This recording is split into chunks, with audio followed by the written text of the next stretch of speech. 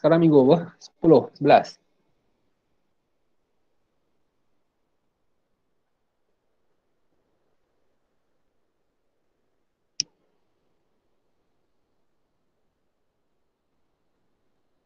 Week 13.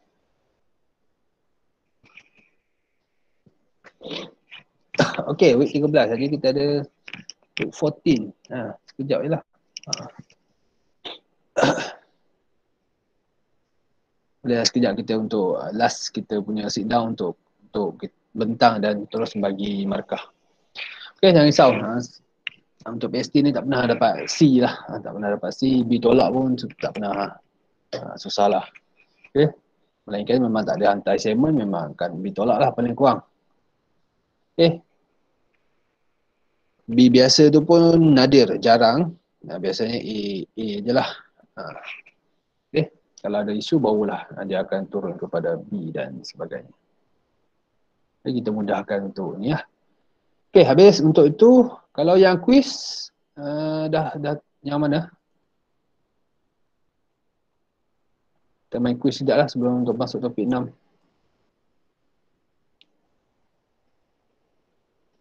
Topik 5 dah. 5. Topik yang kelima.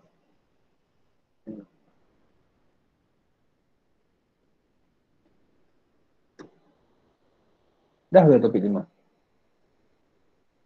Hit ICL topik 5.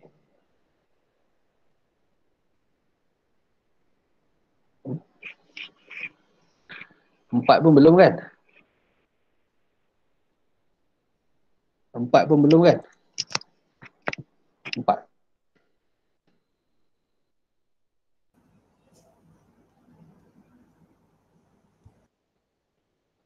Dah ke 4?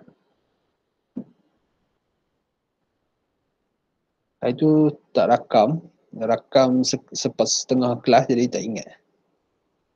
Okey, baik. Jadi kita masuk quiz dulu. Kita ulang kaji untuk topik 4 dan topik 5. Lepas tu kita ambil masa di hujung-hujung tu kita masuk kepada bab yang ke-6. Okey, kita masuk topik yang ke-4 dulu. Kalau kita tak pakai quiz, kita tak ingat yang belajar lepas tu. Jadi kita dapat yang yang di belakang pun okey lah. Kita dapat refresh kita punya apa yang kita belajar dalam topik yang keempat. Okey, boleh masuk 470202 quizzes. 470202. Jadi kita cari top 5. Top 5 macam biasalah kita cari top 5 untuk bagi markah lah. Markah performance.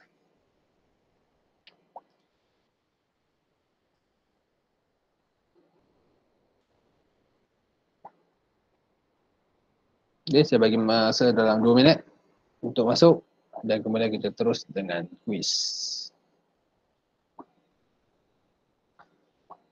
14.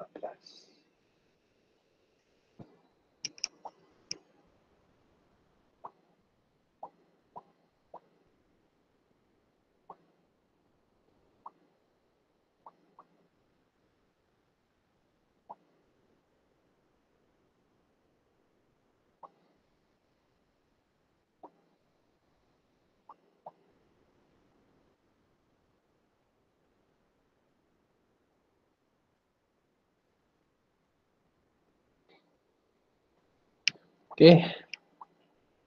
4.20. 4.19.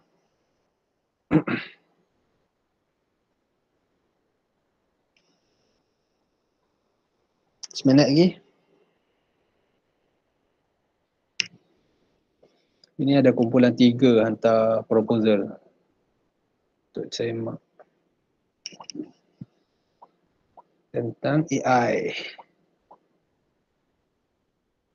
Everything you need to know about artificial intelligence. Okay, baik.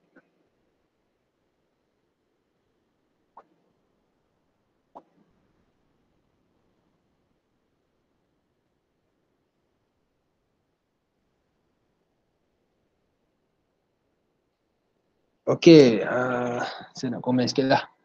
Berkenal dengan kumpulan 3 ni. Kumpulan 3 ada? Ada, Doktor. Okey, kumpulan 3. Farina, Tan Ying Wei, Taufik Fikri dan Tan Zi. Okey. Berkenaan dengan topik yang ketiga ni, yang pertama adalah pendahuluan. Mesti kamu tak tengok dalam saya punya e-learning ni kan. Okey. Untuk storyboard, sebelum kita mula. Untuk storyboard, macam ni. Macam ni. Okey. Untuk storyboard, yang pertama, buat pendahuluan dulu. Okey. What is AI? Okey, betul. Kemudian, yang kedua, perlu kait dengan perhubungan dengan manusia. AI itu dengan manusia, perhubungan dia. Okey. Kemudian, kena kaitkan dengan agama. Okey, kemudian kena kaitkan dengan sistem nilai dan etika. Okey, kemudian barulah buat kepada kesimpulan. Dah bagi lama dah ni dalam e-learning tu. Jadi ni what is AI yang pertama, kemudian history. Okay, kemudian what AI cannot do. Kemudian will artificial intelligence make you unemployed. Dan kemudian conclusion. Okay, macam dia punya point dah ada dah. Cuma kamu kena kaitkan yang mana berkaitan dengan manusia, yang mana berkaitan dengan agama, yang mana berkaitan dengan sistem nilai. Kalau macam AI ni boleh buat yang kamu tak bekerja, itu berkaitan dengan ni lah. Sumbangannya dalam sains teknologi pun boleh masuk dalam sistem nilai. Sistem nilai macam mana dia mempengaruhi kita. Okay. Skill hard to be replaced by AI. Itu macam kita boleh kait dengan nilai. Walaupun AI tu baik, tapi ada dia punya benda yang tidak boleh di cover oleh AI. Jadi saya minta kepada kumpulan 3 ni untuk ni lah, restarter balik kamu punya storyboard. Okay, tunjuk balik dan kemudian submit dalam kemudian saya akan komen, lepas tu submit dalam e-learning. Biasa sekali je. Biasa saya cakap sekali, saya komen sekali je, lepas tu kemudian dah okey dah. Okay. Okey, baik Doktor. Terima kasih kepada kumpulan 3.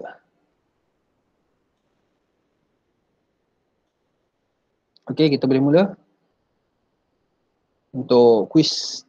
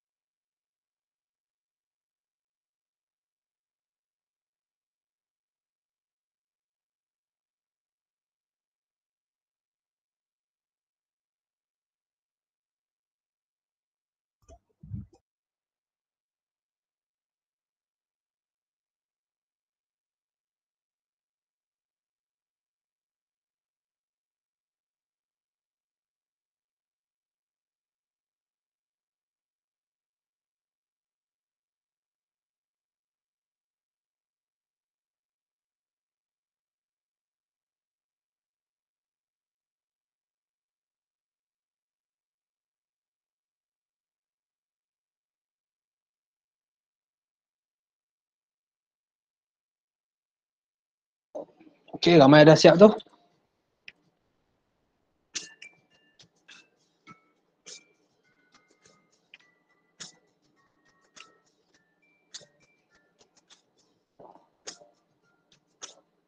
Bagi masa dalam 5 minit lagi untuk habiskan. Cepat, kita ada 39 saja akurasi. Jadi dapatkan 50 paling kurang. 39 saja yang betul sekarang ni. Yang majoriti jawab dengan betul. Dapatkan 50. Masalah ni.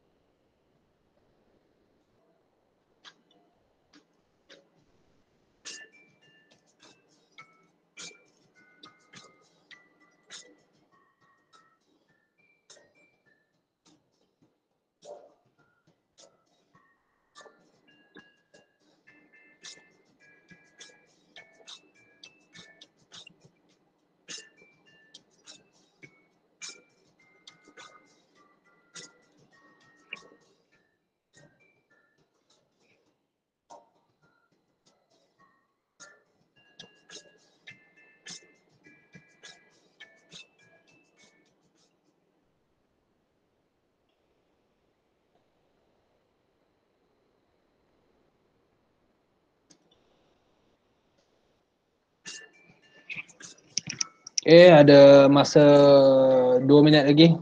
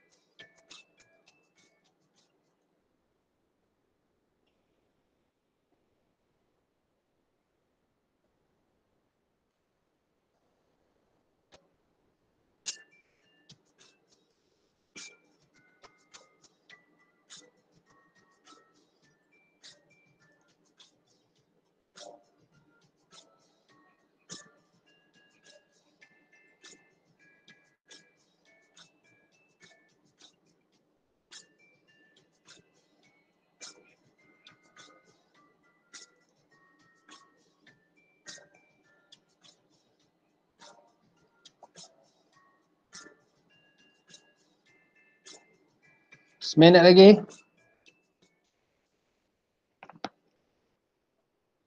Ada seminit lagi. Seminit lagi.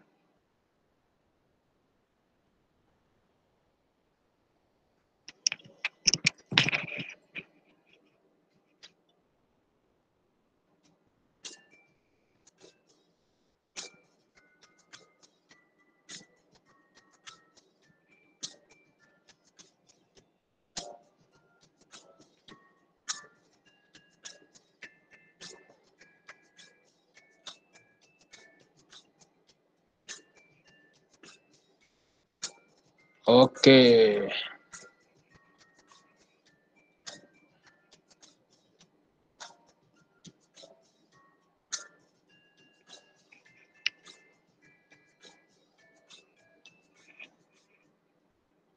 Okay, boleh saya tamatkan.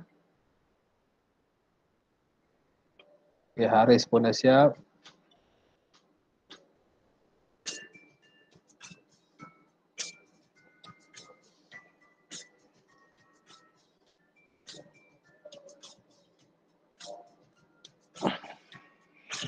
Ya, saya tamatkan topik yang keempat.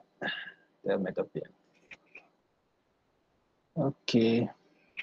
Kita review question pula. 10 soalannya pun. 10 soalan, 10 minit siap. Okey.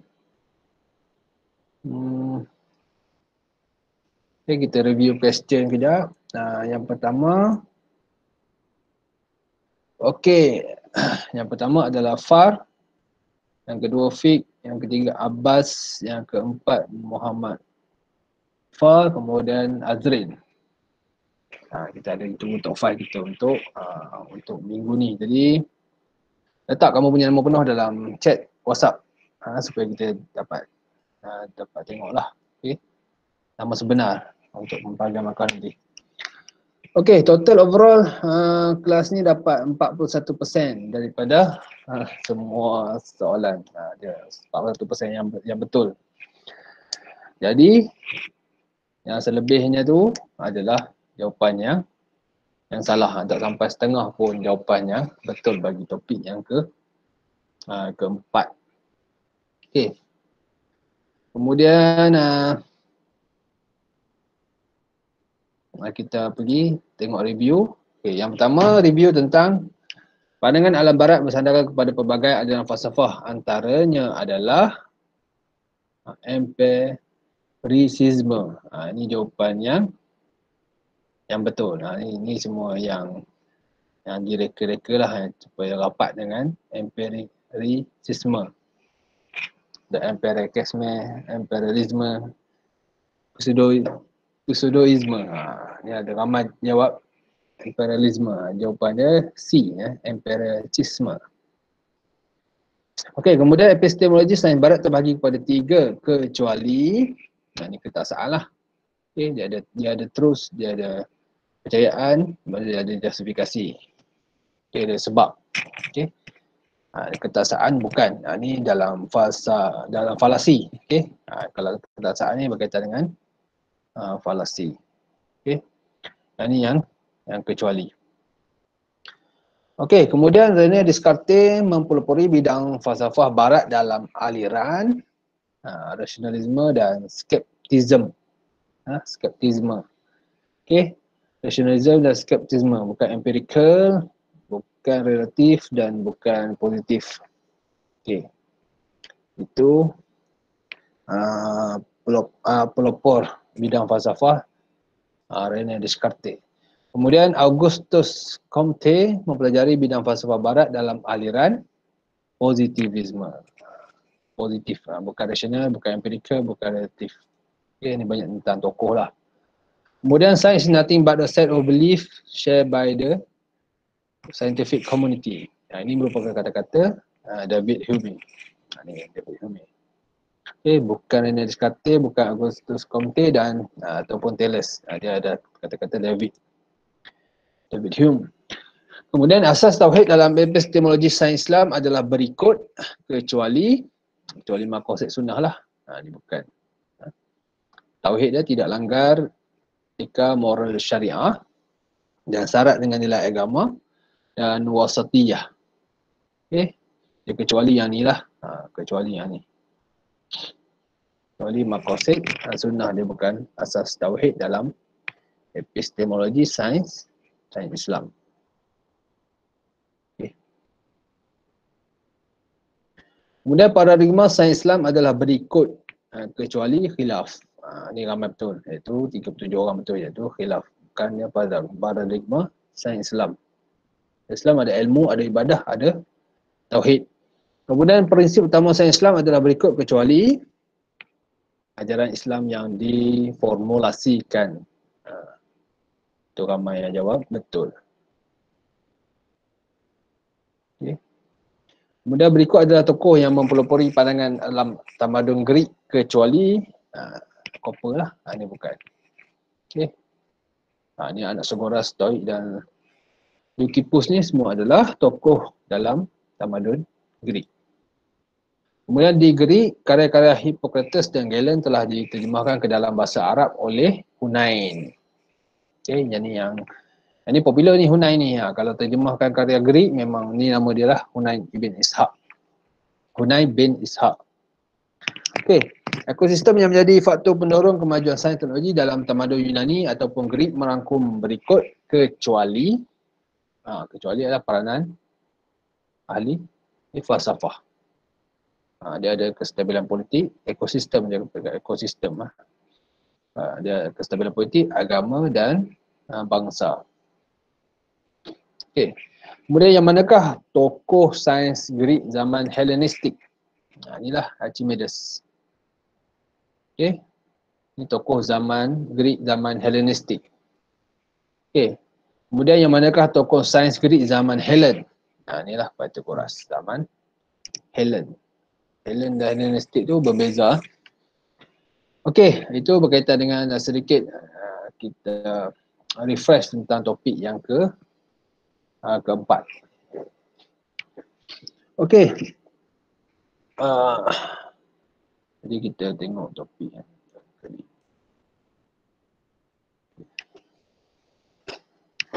Ini topik yang kelima yang kita baru settle dalam minggu lepas lah, berkaitan dengan semua kamu tengok video tu kan. Okey, untuk minggu ni saya tengok, kamu tengok dalam WhatsApp. Okey. WhatsApp tu baru sampai tadi dalam pukul berapa WhatsApp tu baru sampai tadi dalam grup.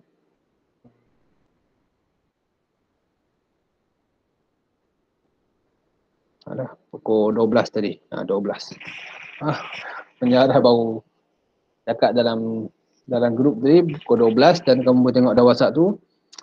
Webinar tu adalah pada hari Selasa ni dan ia ada menggantikan replace 1 week lecture chapter 6 industrial revolution and its impact to human being. Okay, jadi dia dah menggantikan topik yang ke-6. Baru pasal tengok. Okay, jadi hari ni kita teruskan dengan topik yang ke-7 lah. Jadi hari Selasa nanti kamu akan belajar dalam topik yang ke-6. Okay, dan kita habiskan hari ni topik yang ke-7. Okay, boleh? Nanti kamu belajar dengan panel lah tentang topik yang ke-6. Jadi kita teruskan sini topik yang ke-7. Okay, nanti jangan lupa buat report untuk topik yang ke-6. Okay, bila dah minit macam ni, kita dah rancang, dia dah tukar lain pula. Okay, kita ada 2 lagi bab. Okay, nanti kamu tengok forum tu ataupun webinar tu. Kalau kamu tak boleh masuk pada hari pukul 9, 10 tu, kalau ada kelas, gantikan. Tengok juga, tapi tengok time lain lah. Tengok masa tengok rakaman. Kamu boleh tengok rakaman, seterus lepas kelas tu tengok rakaman dan buat ulasan daripada rakaman tersebut. Itu untuk kita gantikan 1 minggu topik yang ke-6. Jadi memandangkan topik yang ke-6 telah diganti, jadi kita mulakan untuk topik hari ini, topik yang ke-7. Okey, baik. Baik, topik ke-7 berkaitan dengan Bismillahirrahmanirrahim. Topik ke-7 berkaitan dengan etika dan nilai dalam pemikiran sains dan teknologi. Okay, kalau ada apa-apa soalan boleh tanya, boleh cakap, unmute, jangan chat, nanti saya tak nampak apa punya kandungan. Okey, dalam bab yang ini bab 8. Okey, bab 8. Ini bab 7. Okey, ini bab ke-7 adalah berkaitan dengan etika dan nilai dalam pemikiran sains dan teknologi. Okey, bab 7 ni apa dia punya learning outcome, LO dia adalah kamu akan dapat menjelaskan definisi etika dan nilai dalam pemikiran sains dan teknologi. Kemudian kamu akan analisis isu semasa berkaitan etika dan nilai dalam pemikiran sains dan teknologi. Okay, ini sebenarnya finding yang kamu dah dapat dalam projek. Jadi setiap isu yang kamu bahas tu kamu akan dapat daripada sudut agama, hubungan sudut manusia, hubungan dengan etika dan nilai. Lepas tu kamu buat rumusan. Sebab tiga-tiga hubungan ni kita cover dalam topik-topik yang sebelumnya, hubungan dengan manusia, okey, hubungan dengan agama, kita ada cover dalam topik agama, manusia yang sebelum tu, tamadun. Kemudian untuk kamu analisis hubungan dengan nilai etika, setiap isu yang kamu pilih tu, untuk sebelum buat video tu, dalam proposal tu, mana kamu dah cover tentang topik yang ketujuh. Jadi macam itulah yang CI yang telah dibina oleh pensyarah dan penyaras. Okey, baik. Sebagai pendahuluan, dalam etika dan nilai ni, isu etika sering menjadi tajuk perdebatan antara golongan saintis dan golongan agama. Etika berkaitan dengan prinsip moral dan akhlak, dan nilai adalah kualiti, mutu dan sifat ketinggian. Tanpa etika dan nilai yang dijadikan asas kepada perkembangan sains dan teknologi, kemanusiaan akan tergugat. Apa yang jadi? Manusia akan menjadi mesin yang hanya bertindak tanpa berfikir, tak ada nilai kemanusiaan, tak ada nilai perhatian, tak ada nilai kemesraan. Dia hanya buat sesuatu macam mesin. Dia pula yang jadi macam mesin. Sebuah dunia tanpa roh atau hati. Itu yang akan berlaku jika tiada nilai dalam perkembangan sains dan teknologi. Dia mesti ditanam dengan nilai kemanusiaan dalam setiap kita punya penciptaan. Begitu juga dalam kita nak buat robot pun, robot tu dia boleh kita gunakan, tapi jangan sampai kita menjadi hamba kepada satu kemajuan sains teknologi. Kita pula yang lebih-lebih menggunakan robot tu sampai robot menjadi anak, robot dikasihi sebagaimana berlebihan lah, sebagaimana manusia tak mau kahwin dengan manusia, kahwin dengan robot. Itu benda-benda yang tak ada timbang tara lah. Mana dia pakai sepenuh hati lah. Sedangkan benda tu benda yang diciptakan untuk kegunaan kita, bukan untuk kita menghambakan abdi macam sebegitu sekali lah, macam kita guna handset untuk kegunaan saja, bukannya untuk sepanjang masa kita dengan handset. Kalau dengan family, kita masa dengan family lah. Kalau dengan kerja, kita perlu guna handset, kita gunalah handset. Macam tu kita nak pakai ataupun kita nak aplikasi suatu bentuk teknologi.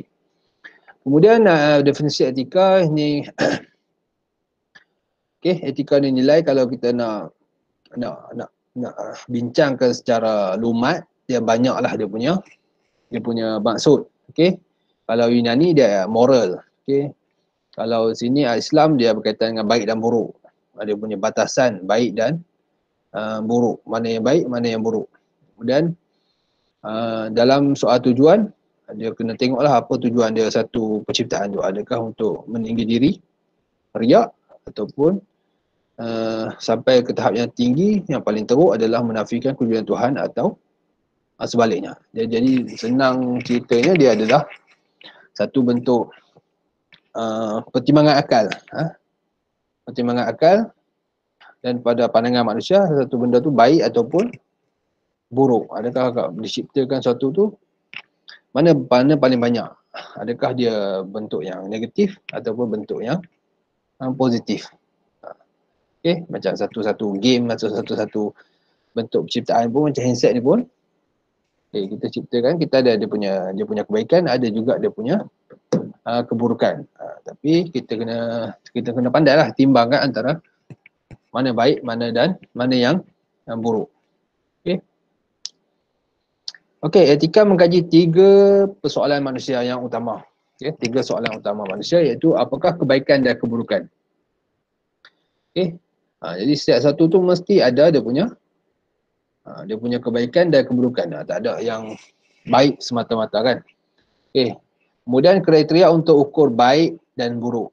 Dia kena ada kriteria macam mana kita nak ukur satu tu baik, satu tu buruk.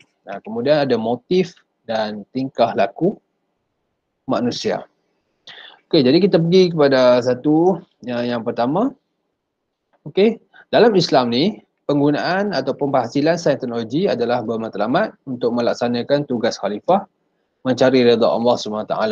Okey, dia bukan hanya soal tanggungjawab data ataupun dapatan kajian, tapi dia dalam berkaitan dengan proses serta hasil dan kesan.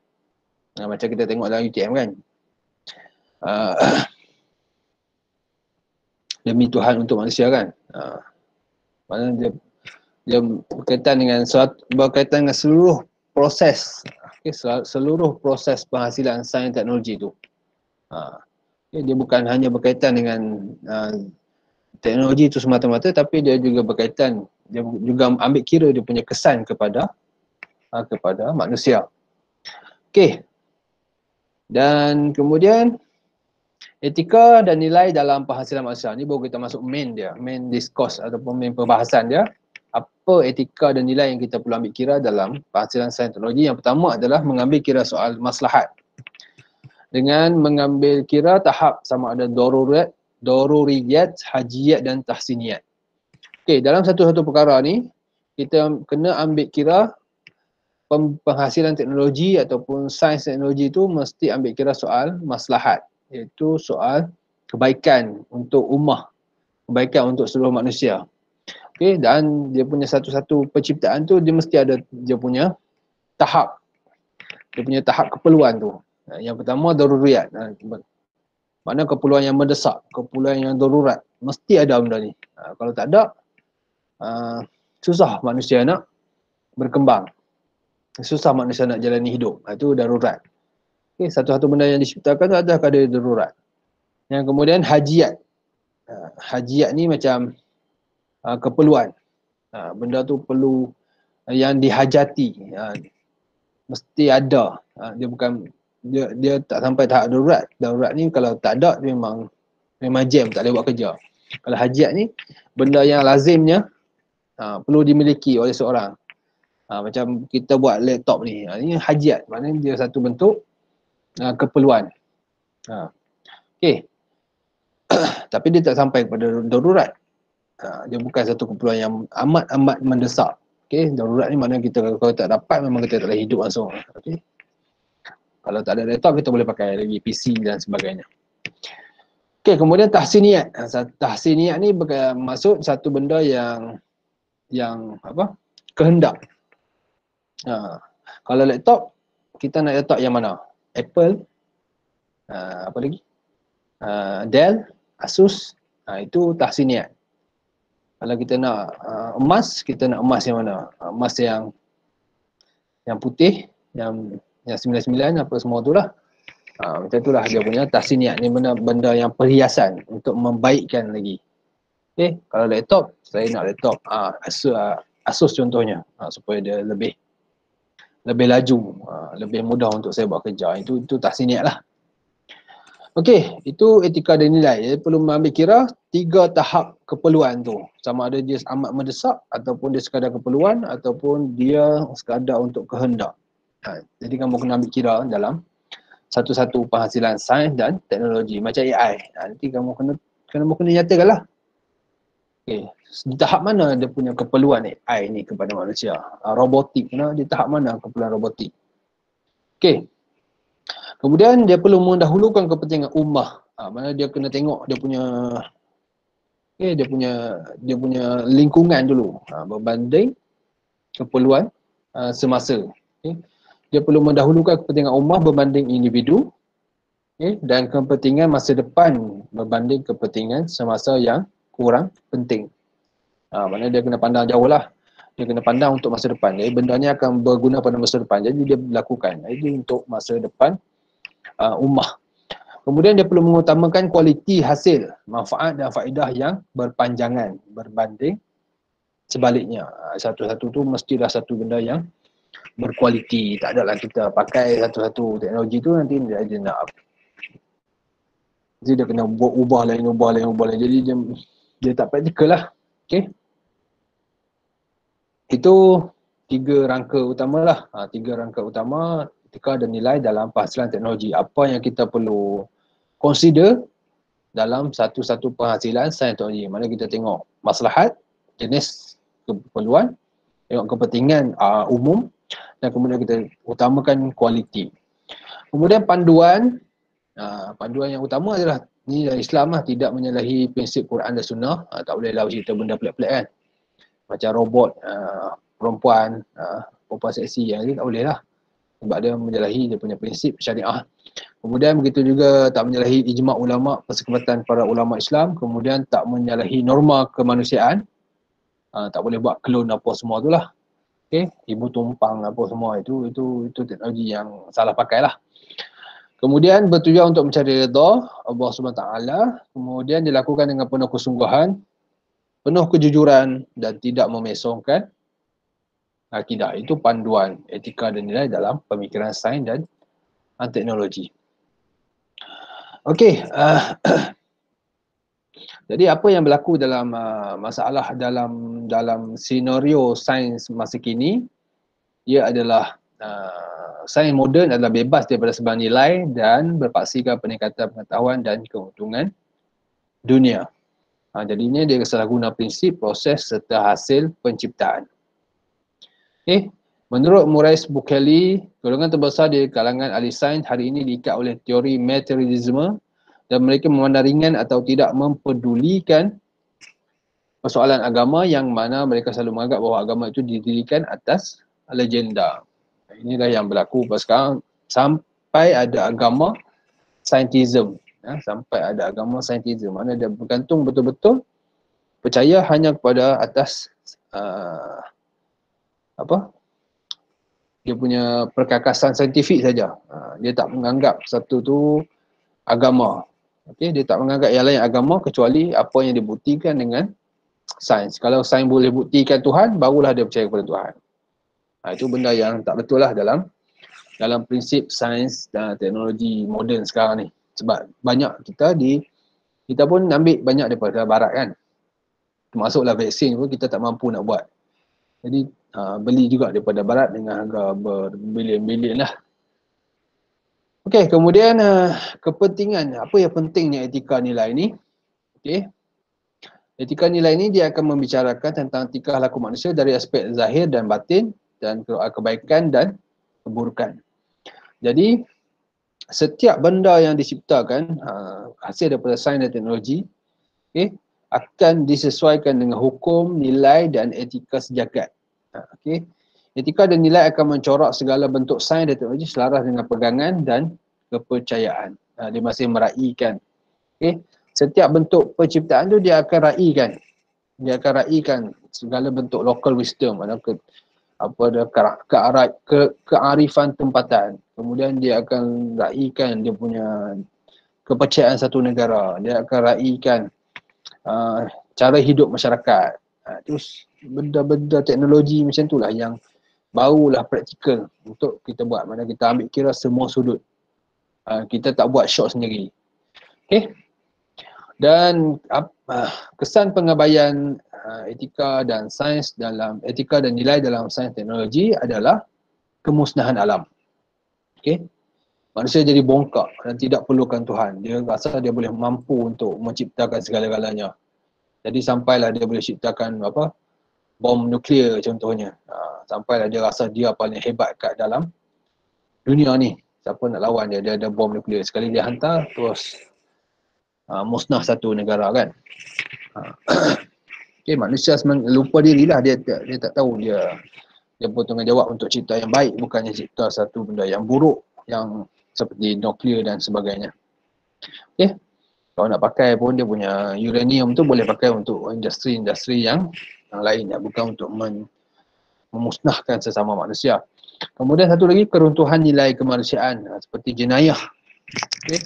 Jenayah menggunakan teknologi, jenayah cyber, apa lagi hacker, mana dia pakai teknologi tu tapi dia pakai dengan cara yang salah.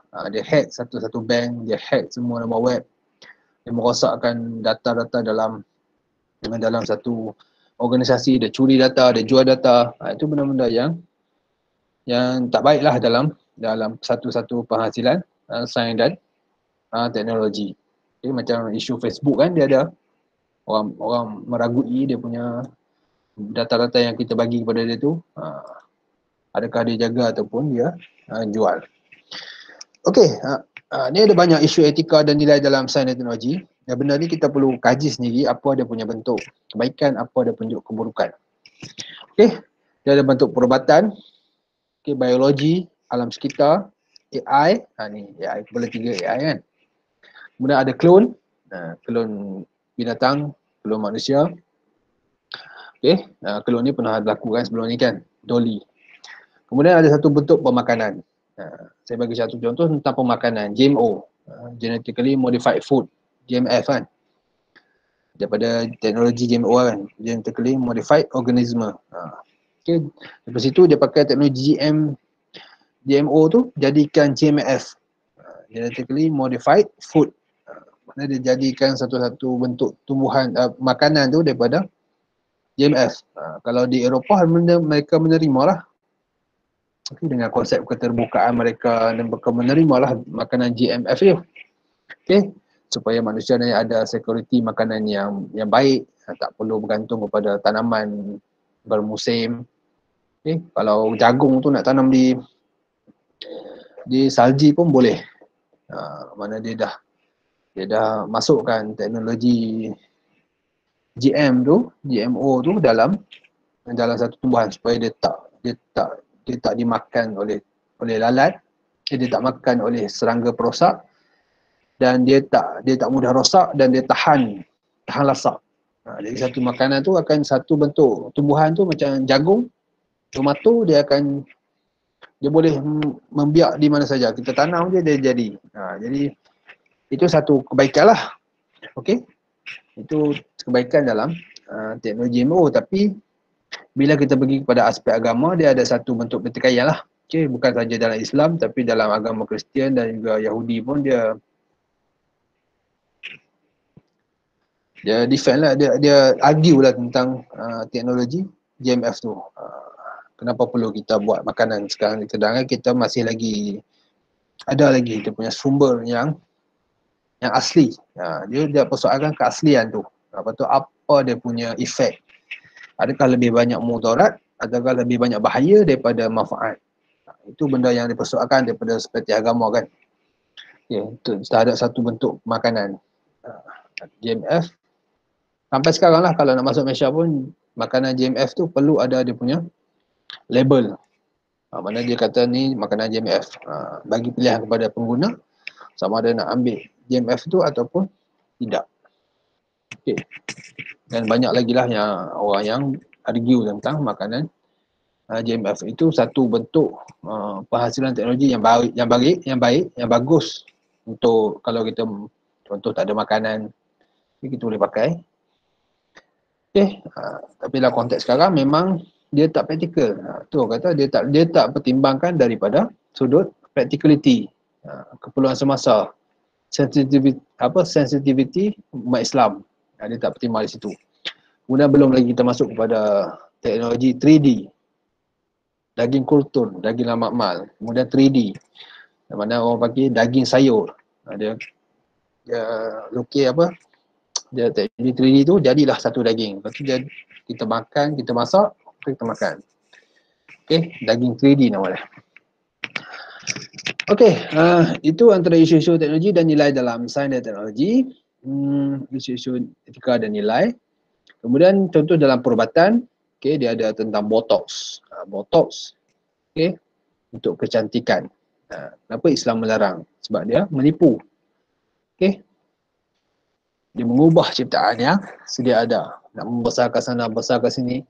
Okay. Nak yang tua, nak bagi muda. Itu yang tak boleh dalam pembelahan plastik dan botox. Kemudian tukar jantina, okay, laki lembut. Yang kononnya ada sifat wanita terperangkap dalam dia punya diri. Cuba nak menjadi lelaki, cuba nak menjadi seorang wanita. Kemudian penggunaan ubat atau racun untuk tujuan khianat. Okay, ini berkaitan dengan kimia lah. Kemudian biologi, ini banyak isu, kelonan, ibu tumpang, bayi tabung uji. Okay. Ini kejuruteraan genetik dalam bidang pertanian dan peternakan. Sekarang ni orang tak mau makan, orang tak nak makan Barat lah, Barat. Dia cuba nak kaji satu benda tu supaya kita boleh uh, kita boleh dapat makanan dengan harga yang lebih murah. Dan kita tak perlu keluar kos yang tinggi. Okay. Mudah untuk kita dapat. Jadi banyaklah benda terhasil. Mana daripada GMF, okay, 3D, kemudian satu lagi daging kultur. Jadi tak perlu kita bela lembu dah. Jadi kita boleh dapat makanan dengan hanya menggunakan teknologi. Ada kelas. Saya kejap. Okay, kemudian isu seterusnya adalah pengklonan. Okay, klon. Okay, klon. Ni yang kami beri yang Dolly itulah. Okay. Bila menular kepada klon manusia, ia berkaitan dengan etika. Manusia tak boleh diklon. Dia manusia fitrahnya hidup berpasangan, kahwin dan keluarga. Begitu juga daging. Daging bukannya kita buat daripada tumbuhan macam 3D buat tu. Macam kita pakai teknologi 3D buat kan. Okay. Daging daripada daging lah. Daging daripada manusia lah. Okay. Islam dia ada lahmun. Lahmun dia daging. Daging yang daripada haiwan. Bukannya daging daripada kita buat sendiri daging tu daripada tumbuhan, daripada dibuat setiap formula-formula tu, kemudian dia jadikan daging makan. Okay. Nanti kita akan jadi macam satu bentuk disease di British masa zaman dulu. Okay. Dia bagi haiwan, lembu, makan benda yang bukan makanan lembu. Boleh faham tak? Lembu ada satu penyakit dia panggil lembu gila. Okay, di British. Bukan sebelum penyakit lembu gila tu. Ada satu penyakit yang timbul yang tak ada penawar. Akibat dia kerana dia bagi haiwan tu makan benda yang bukan makanan dia. Kalau lembu dia makan tumbuhan. Okay. Begitu juga kalau benda lain. Tapi sekarang ni lembu tu dia bukan bagi tumbuhan, dia bagi lebihan makanan. Lembu tu makanlah. Tapi bukan makanan dia yang asli. Bukan daripada tumbuhan. Jadi akhirnya menular satu bentuk penyakit yang tidak dapat yang tak ada penawar pada zaman tu. Okey. Jadi ini kesan buruk klon. Okey, ini gambar klon manusia. Ini kalau benar lah. Okey. Kemudian ada AI. Ini AI. Okay, kecerdasan buatan. Okay, komputer mampu bertindak seperti manusia. Okay, dia boleh jadi tutor, dia boleh jadi bahasa, dia boleh buat gambar, dia boleh jadi robot, ada sensor, lepas tu ada pakar. Dia boleh simpan semua data-data dalam tu. Macam dia boleh jadi profesor lah. Semua data dia boleh simpan. Okey. Ini satu isu yang penting yang Kumpulan 3 mungkin boleh huraikan dalam sudut nilai dan etika AI tu. Okay. Adakah dia mampu menggantikan tugas manusia?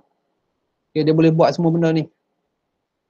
Okay, dia boleh buat analisis, rakam teori, monitor interaksi. Kamu tak boleh buat assignment pun, dia boleh buat. Contohnya kan. Dia boleh analisis semua benda tu. Kemudian itu yang peranan dia. Kemudian ini yang menjadi ancaman kepada manusia. Dia bersimpan data terbatas, boleh cepat dan tepat dalam kerja, boleh pakai pada bila-bila masa 24 jam. Okay. 24/7 dia boleh kerja. Adakah manusia tidak akan dapat kerja nanti? Macam itulah dia akan gantikan kepada manusia. Okay. Dia tak perlu dah profesor aja. Jadi pensyarah-pensyarah ni perlu digantikan semua. Cukup dengan AI. Okey, ini kimia letupan amonia di Beirut yang baru-baru ni. Okey. Tahun lepas tak silap, kesan yang menggerunkan, musnahkan manusia sekaligus, meninggalkan kesan yang lama dan impaknya melibatkan kerosakan kawasan sejauh 10 kilometer. Itu letupan kilang amonia di Beirut 4 Ogos 2020. Okay, macam ni dia punya kesan tinggalan. Ini yang tengah benda-benda yang perlu kita peka lah dalam satu bentuk kemajuan ataupun satu bentuk benda yang kita nak teroka dalam sesuatu negara lah. Okay, dalam satu bidang. Okay, sepatutnya tak boleh buat itu, dia kena buat jauh daripada orang supaya tak ada kesan sampingan, okay, dan tak ada juga dia punya impak yang teruk lah. Okay, macam tadi. Okay, kemudian ada lagi isu seperti IT hackers, dark web, data mining. Hackers ni okay, yang menjalangunakan kemahiran komputer, okay, dan dark web, okay, kemudian data mining. Baik, okay, jadi ada aktiviti berkumpulan, tak apa, kita dah buat ni, jadi yang kamu dah boleh huraikan dalam kamu punya kamu punya proposal dan video. Jadi ada tajuk ni yang macam kamu dah ambil. Contohnya seperti AI dan sebagainya lah, itu tentang isu-isu yang perlu dianalisis dari sudut etika dan nilainya. Benda-benda baru yang perlu dianalisis dari sudut etika dan nilai. Okey, sebagai kesimpulan, sains dan teknologi dan Islam adalah bermatlamat melaksanakan tugas untuk mencari keridaan Allah Ta'ala. Okey, yang penting di sini, suatu benda tu mesti mempunyai manfaat melebihi daripada mudarat dia. Okey. Satu lagi, dia mesti praktikal dan selari dengan agama. Sains saja tak jadi, sebab dunia ni bukan berkaitan dengan sains saja. Dia juga berkaitan dengan hasil dan kesan selepas tu. Macam kita makan kan, kita boleh makan apa saja. Tapi kita kena pilih supaya kesan yang hadir daripada makanan tu dia tak memudaratkan kita di kemudian harilah. Itu berkaitan dengan topik yang ketujuh. Okey, setakat tu ada soalan? Boleh faham? Etika dan nilai yang simple. Mudah saja. Ada soalan?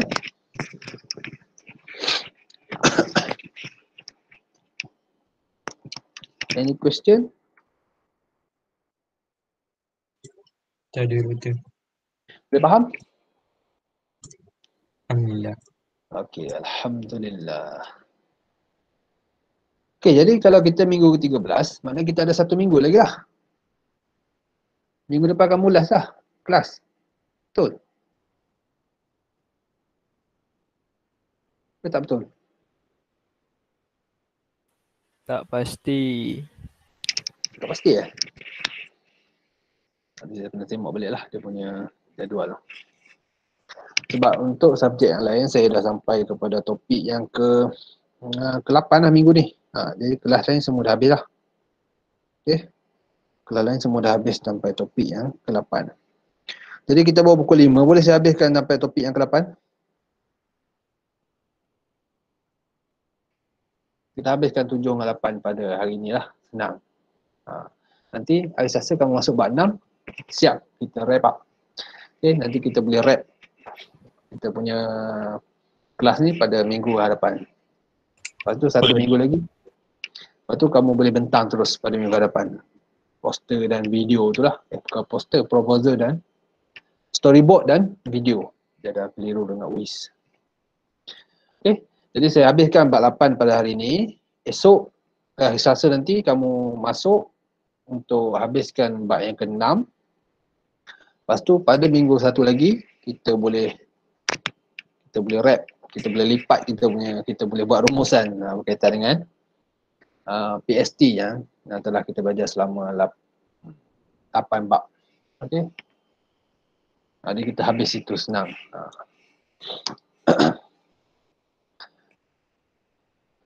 Baik, berkaitan dengan topik yang ke-8, saya mulakan sikit bab topik 8 ni, 31 slide je. Ini tengoklah mana yang penting kan. Okey. Jadi berkaitan dengan apabila kita dah tahu dia punya nilai etika, kita dah keluarkan satu benda ni adalah manfaat yang sangat banyak dan dia payah untuk sukar untuk disalahguna macam handset ni kan. Dia ada sangat banyak manfaat. Senang kerja kita, nak call boleh, internet boleh, nak berhubung mudah, video boleh, boleh mendekatkan yang jauh. Dan manfaat dia lebih banyak daripada mudarat dia. Tak ramailah yang pakai benda ni untuk buat benda yang jahat. Okey. Berbanding ramai lagi pakai untuk buat benda yang baik. Itu dalam etika. Okey, kemudian dalam topik yang ke-8 ni, dia punya nak humanizing science and technology. Dia nak menginsankan, memanusiakan sains dan teknologi. Mana sains teknologi tu ada dia punya sifat kemanusiaan tu.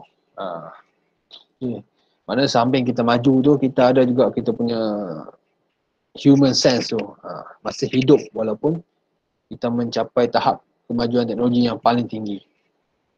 Okey, objektif ni, LO dia, learning outcome, adalah kamu akan menjadi konsep insankan sains teknologi.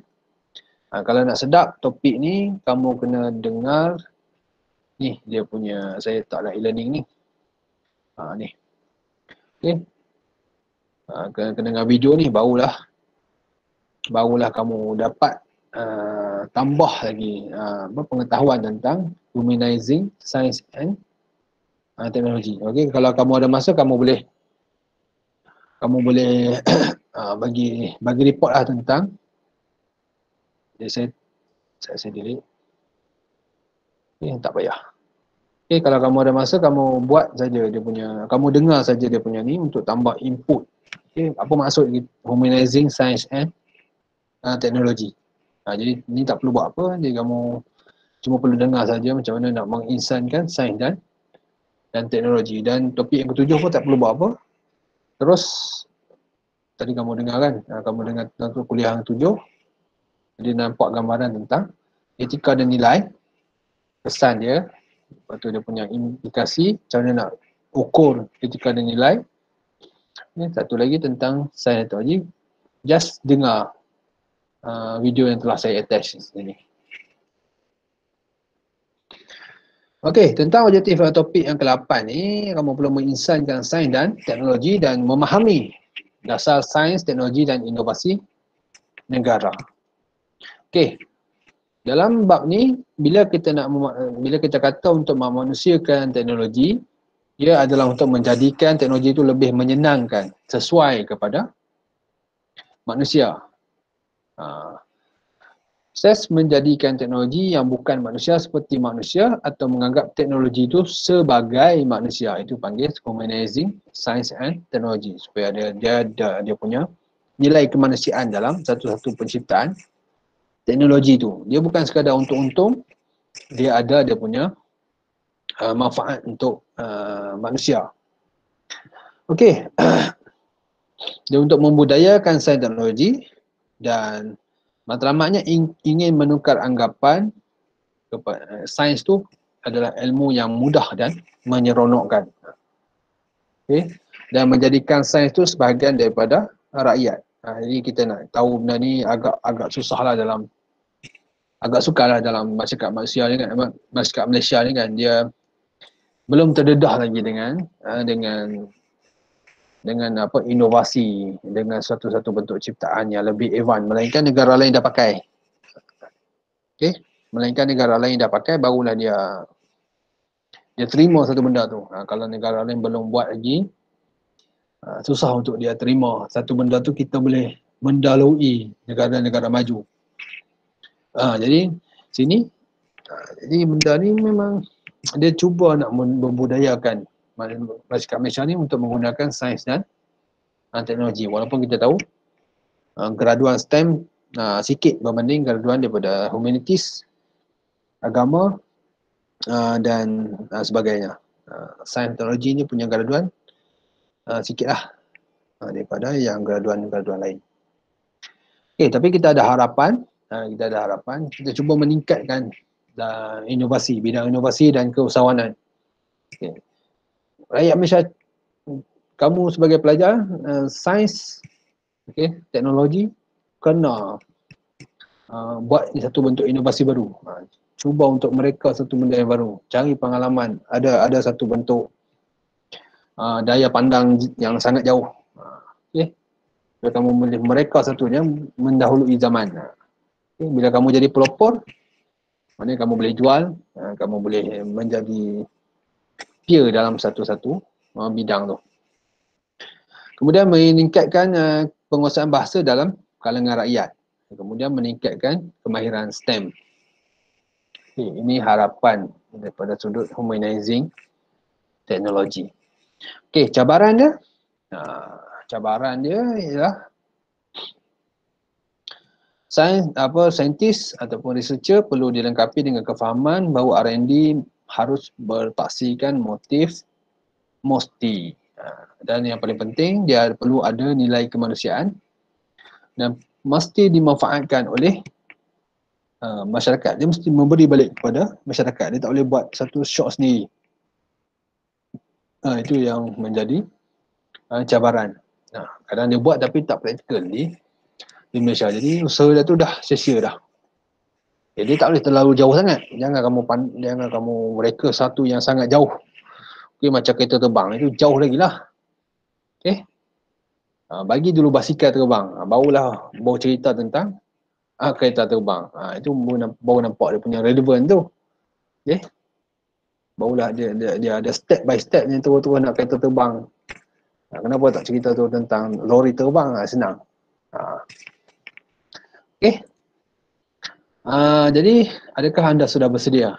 Macam mana kita nak berinteraksi dengan mesin? Okay. Dan mesin nak berinteraksi dengan kita. Macam mana kita nak menerima satu-satu penciptaan benda yang baru. Sekarang kita memang tak nampak lagi. Nanti akan datang dia akan sampai satu bentuk yang lagi advance. Macam dulu kita belajar secara face to face. Sekarang dah online. Dan nanti ada satu lagi bentuk mungkin lagi advance daripada online. Mungkin kita pakai virtual lecturer. Okey, jadi sini adalah satu bentuk persoalan yang ditimbulkan, iaitu humanizing teknologi. Manusia tu sebagai robot ataupun robot tu sebagai manusia. Sekarang ni kita nak memanusiakan robot tu.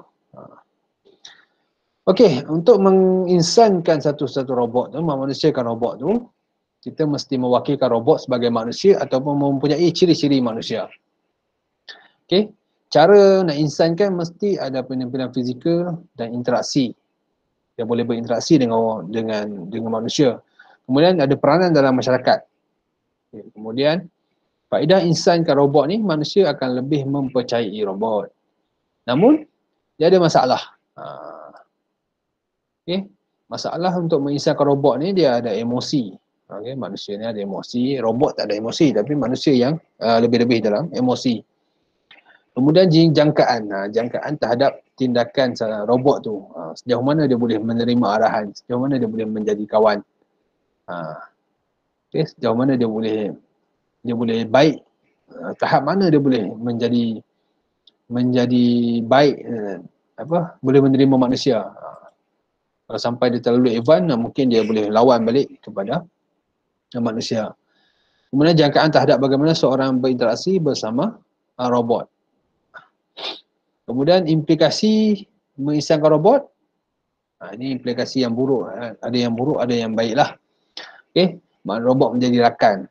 Okay. Kemudian robot menjadi rakyat dan robot menjadi kekasih. Macam kamu tengok dalam filem-filem barat kan, banyak yang berkaitan dengan robotik.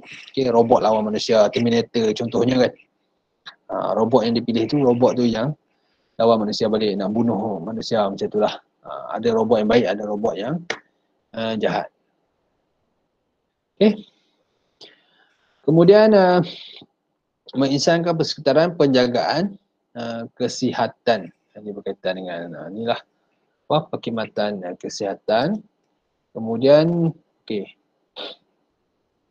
Ini pesanan daripada Agong. Agong. Supaya rakyat tidak menyalahgunakan teknologi moden dan komunikasi alam maya sebagai alat untuk merosakkan negara. Okey. Guna internet dan gadget berlebihan menyebabkan lemah ingatan kerana bergantung kepada teknologi dan memori jangka pendek menjadi kurang berkesan. Salah satu benda yang penting adalah penyebaran berita palsu. Ini banyak manalah berita palsu ni telah merosakkan negara. Okey. Kalau saya bagi satu contoh, masa PRU 14 itu banyak berita palsu yang tersebar. Cerita tentang politik lah, bagi contoh ni. Okay, sehingga benda yang kemudian dibuktikan tak ada apa-apa pun. Tapi sebelum PRU dia digembar-gemburkan. Dikeluarkan rupanya fitnah. Jadi benda tu merosakkan lah. Jadi orang yang bersalah diangkat menjadi betul, dan orang yang betul diangkat menjadi salah. Jadi dengan berita palsu saja. Jadi benda ni perlu dikawal lah. Kita kena tahu batasan kita tu naik tu, kita setiap perkataan yang kita type tu akan dipersoalkan. Untuk apa yang kamu type benda tu? Adakah dia benar ataupun dia salah? Okey, ni macam ni guna lebih pun sama juga. Kita terlalu bergantung, nombor pun tak ingat. Kalau cakap nombor telefon pejabat polis pun tak ingat. Itu letih lah. Itu yang berkaitan dengan implikasi tu. Kita kena tahulah kita punya tahap kebergantungan terhadap satu-satu teknologi. Okey. Dan ni dia punya kesan kemajuan teknologi adalah yang pertama, kurangnya tenaga kerja manusia dan kurang kos. Okey, kemudian kos yang tinggi bila melibatkan dia punya repair. Memang dia tak pakai manusia, tak perlu manusia pun. Robot je buat, tapi bila rosak kena repair banyaklah. Mahal lah dia punya. Kalau kita buat sendiri okey, kalau kita bergantung kepada pakar luar, maknanya kita kena bayar double untuk baiki dan bayar kepada pakar-pakar daripada luar. Okey, itu habis tentang humanizing teknologi, apa implikasi, apa dia punya tujuan, apa dia punya matlamat. Okey, apa dia punya cabaran. Kemudian kita pergi pada dasar sains, teknologi dan inovasi negara. Okey, daripada MOSTI, daripada kementerian. Okey, yang ni latar belakang Sains, Teknologi dan Inovasi Negara, STI, singkatannya, dasar. Okey, apa yang nak tengok di sini adalah, ini latar belakang, okey, ni polisi lah, saya cakap. Okey, ni dasar. Apa yang dia nak kita dapat, dia nak kita ikut lah dia punya plan ni. Okey. Di plan 5 tahun, dia nak pastikan kita berada di landasan yang tepat dan ke arah menjadikan sains, teknologi dan inovasi sebagai peneraju dalam pembangunan negara. Kita dah sampai pada 2020 ni. 21 dah sebenarnya. Tapi kita tengok macam plan ni memang tak masih lagi belum berjaya 100% lah. Okay. Okey, fungsi dan peranan dasar sains, teknologi dan inovasi ini adalah yang penting adalah untuk menggalakkan kefahaman dan kesedaran dan penghayatan terhadap sains, teknologi dan inovasi. Okey. Kemudian teras dia adalah memajukan bidang pendidikan dan pembangunan saintifik dan sosial dan komersial, R&D, NC dan komersial. Maknanya dia nak buat R&D, lepas tu dia nak komersialkan lagi. Okey. Kemudian strategi kedua adalah membangun, memupuk dan menggilap bakat. Dia nak menggilap bakat-bakat tentang supaya lebih cakna tentang STI. Kemudian mencerdaskan industri. Tambah pelaburan swasta dan komitmen untuk STI. Okey, kemudian transformasi tabik urus sains, teknologi dan industri. Ini dari sudut dia punya pentadbiran, pengurusan, kemudian menggalakkan kesedaran awam tentang STI. Okey, nak mewujudkan satu masyarakat yang maju sains, inovatif dan progresif. Tapi ia merupakan cabaran utama dalam dasar sains, teknologi dan inovasi ini. Kemudian mengukuhkan hubungan strategi antarabangsa. Satu benda yang penting, walaupun ada banyak dia punya dasar yang dibuat ni, okay, dia tak nafikan ada benda yang Ada benda yang boleh lah. Macam UTM ni pun satu benda yang follow dasar STI ni kan, Sains Teknologi, Universiti Teknologi kan. Okay, tapi ada benda yang perlu kepada penambahbaikan.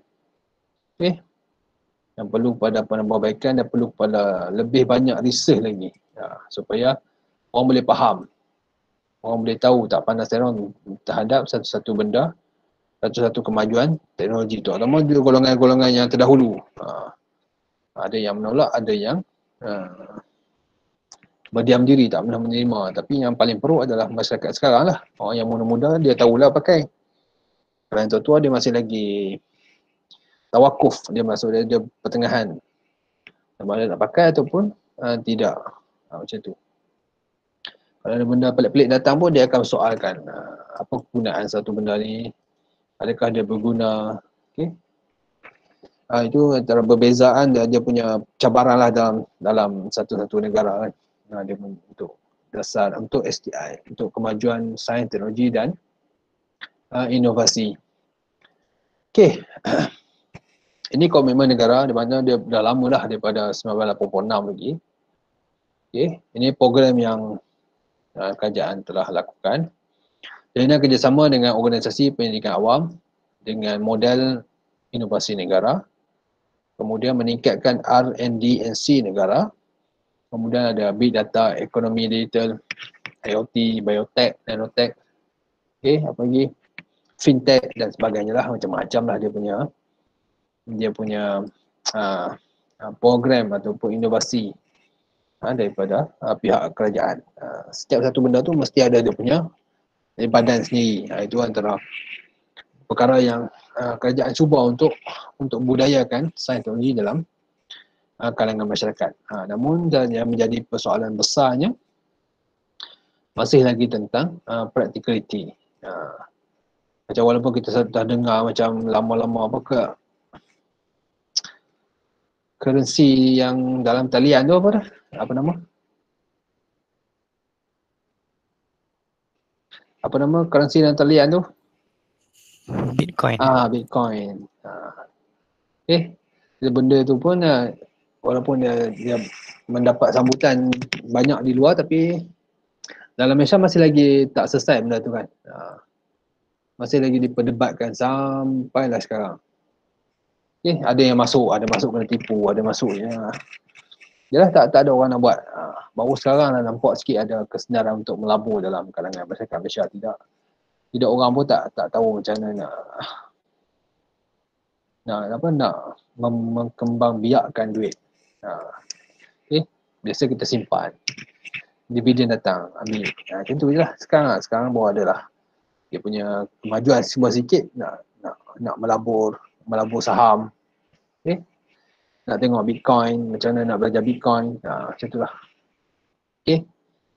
Itu sedikit sebanyak lah tentang macam mana cabaran Malaysia untuk masuk ke dalam arus kemajuan sains dan teknologi. Walaupun kita masih lagi di peringkat boleh katakan peringkat awal baru nak menyelami dunia sains teknologi ni, sebab kita bukan negara maju, kita negara sedang membangun develop country. Tapi sedikit sebanyak kita boleh carry lah dia punya kemajuan teknologi pada masa kini.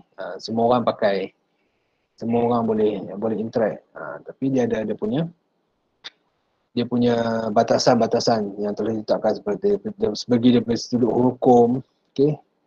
Setiap benda tu mesti kerajaan perlu nilai dulu, barulah boleh dikeluarkan dia panduan untuk pakai. Macam kita boleh pakai Twitter, boleh pakai Facebook, boleh main game apa semua, tapi dia ada batasan dia lah. Game tu mestilah satu benda yang tidak boleh merosakkan pemikiran, merosakkan akal, merosakkan agama.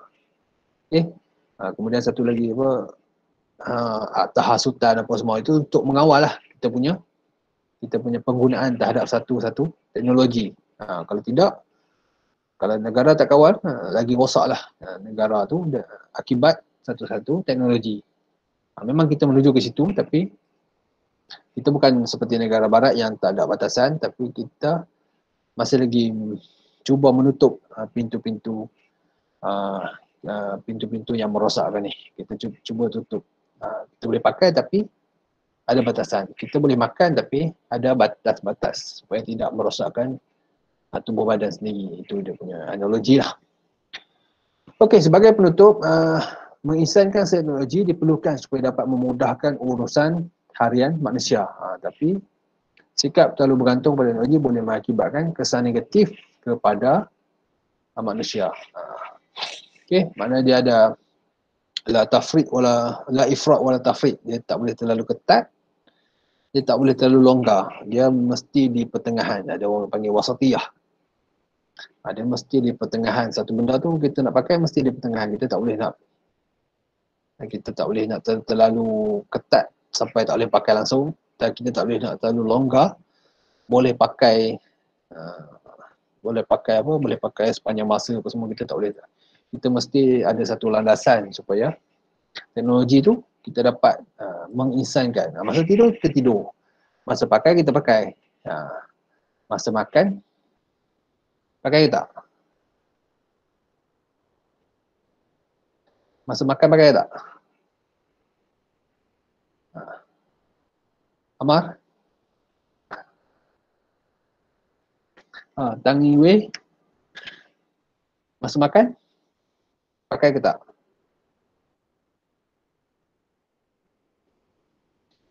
Ke pakai juga tengok movie? Ya, macam tu lah. Jadi satu teknologi tu mesti ada dia punya human sense. Dia mesti ada. Masa kita tidur. Masa kita bangun kita pakai. Lepas tu masa kita ada benda ni, takkan mandi pun nak bawa handphone kan. Macam tu lah. Jadi ada had batasan untuk satu teknologi supaya teknologi itu dapat menjadi seperti manusia ataupun kita boleh memanusiakan satu-satu teknologi. Okey, itu untuk topik yang ke-8 pada hari ini. Okey, setakat tu ada soalan? Doktor? Ya. Saya tak ada soalan, cuma berkaitan kuis tadi. Saya yang nombor 2 tapi tu yang saya buat second attempt. So maybe siapa yang nombor 6 tu boleh bagi nama lah. Tu je. Terima kasih. Okey, terima kasih. Itu kita nak tengok tu. Manusia tu. Okay. Kita main quiz tapi kita masih lagi ada sinar manusia tu kan. Kita tu je lah. Okay, terima kasih kepada yang ni. Okay. Last, kita make quiz topik yang ke-5.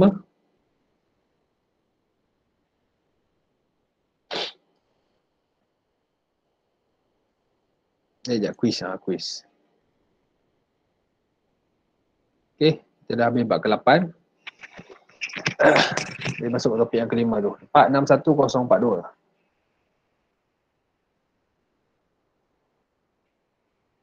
Part 61042.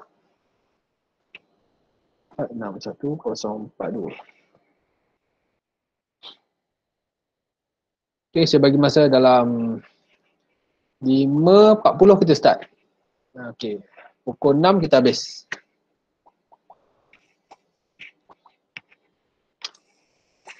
Jadi kita saja nak ulang kaji bab 5 dan sampai-sampai tu kita bagi markah kepada top 5. Itu saja. Okay. Nanti kamu masuk bab 6, dengar elok dan buat laporan. Kemudian masuk bab yang ke-7 ke-8 ni, maknanya kamu dah faham dah apa itu nilai etika, dan satu lagi macam mana cara nak memanusiakan satu-satu teknologi. Itu je perincian untuk topik yang ke-7 dan ke-8. Okay, saya boleh start sekarang. Pukul 6 kita tamat. Okay, bismillah.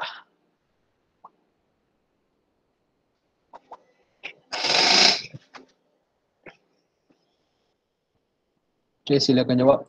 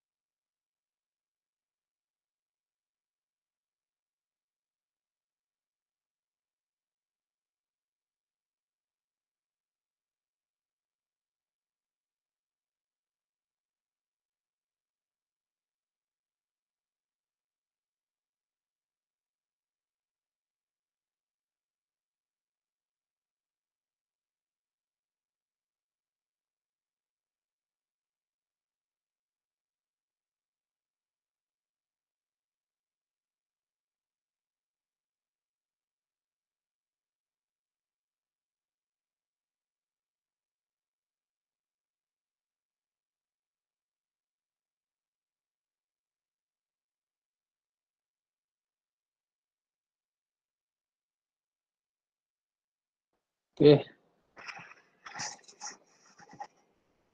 Berjumpa lagi. Okay, tahniah kepada, betul semua. Hajar, Haris Nazmi, Syakir, Abbas dan Ammar. Okay, masa ni nama betul kot. Okay, Ammar salah satu je. Okay, syabas kepada yang top 5 dapat betul semua dan juga dapat betul semua. Kemudian tengok accuracy. Okay, accuracy tinggi 66. Okay, hampir 70. Tapi tidak sampai 70 atau 80 lagi lah. Okay. Tapi overall okey lah daripada 41 tadi kan. Untuk topik yang keempat. Baik, tapi kita ni review sekejap.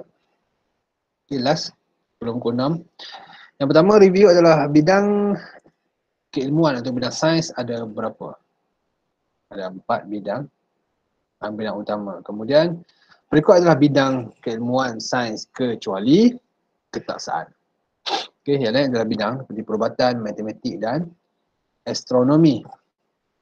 Kemudian astronomi ialah ilmu yang berkaitan dengan bintang. Okay. Kemudian ilmu paling tua dikaji manusia ialah sains tabi'i. Bukan sains kemanusiaan, bukan sains teknologi, bukan sains simulisasi. Okay. Bilakah kalender tercipta? Pada zaman Mesopotamia. Apakah peristiwa yang terjadi di zaman Hellenistik? Itu clay tablet. Yang ini peristiwa yang terjadi pada zaman Hellenistik. Jadi ramai jawab ilmu astrologi. Salah lah. Kemudian siapakah ahli teknologi, ahli astronomi Parsi yang menjalankan tugas menterjemah? Iaitu Abdul Rahman As-Sufi. Ini ahli astronomi Parsi yang melakukan tugas menterjemah. Kemudian berikut manakah tokoh astronomi Islam kecuali Al-Battuta. Al-Battuta ni bukan tokoh astronomi. Okay. Ini tokoh pelayaran. Kemudian siapakah tokoh astronomi yang menulis karya Qanun Al-Mas'udi? Al-Mas'udi. Okay. Al-Biruni yang tulis karya Qanun Al-Mas'udi. Okay. Apakah itu ilmu kosmologi? Iaitu berkaitan dengan universe. Itu adalah review untuk soalan quiz bab yang kelima. Jadi soalan yang paling tough adalah soalan 6. Apakah peristiwa yang terjadi pada zaman Hellenistik? Itu paling tough. Okey, 32 orang salah jawab soalan 6. Kemudian soalan 6 juga, total 21 second untuk jawab. Dan 2 soalan kurang akurasi betulnya bawah daripada 40. Ada 2 soalan lah. Okey.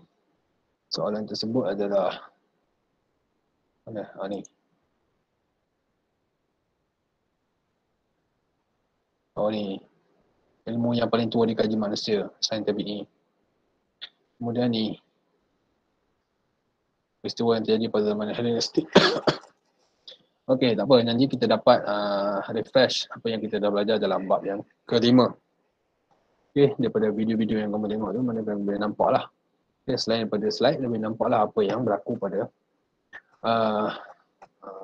keilmuan yang berlaku pada topik yang kelima. Okey, jadi kita bersurat di sini. Okey, suka untuk saya ingatkan yang pertama, selesaikan kamu punya storyboard. Siapa yang belum check storyboard, boleh bagi saya check, kemudian upload e-learning. Siapa saya dah check storyboard, hasilkan video, kemudian paste link dalam e-learning. Okay, next week bila kita jumpa lagi, terus kumpulan 1 terus bentangkan apa hasil yang kamu dah lakukan dan terus saya akan bagi markah pada pembatangan itu juga. Okay. Okay, terima kasih semua kerana hadir dan harap kita dapat berjumpa lagi. Okay, stay safe. Kes semakin banyak, jadi kalau ada tak ada keperluan duduk rumah je lah. Okay, study. Okey, terima kasih semua. Assalamualaikum warahmatullahi wabarakatuh dan selamat sejahtera.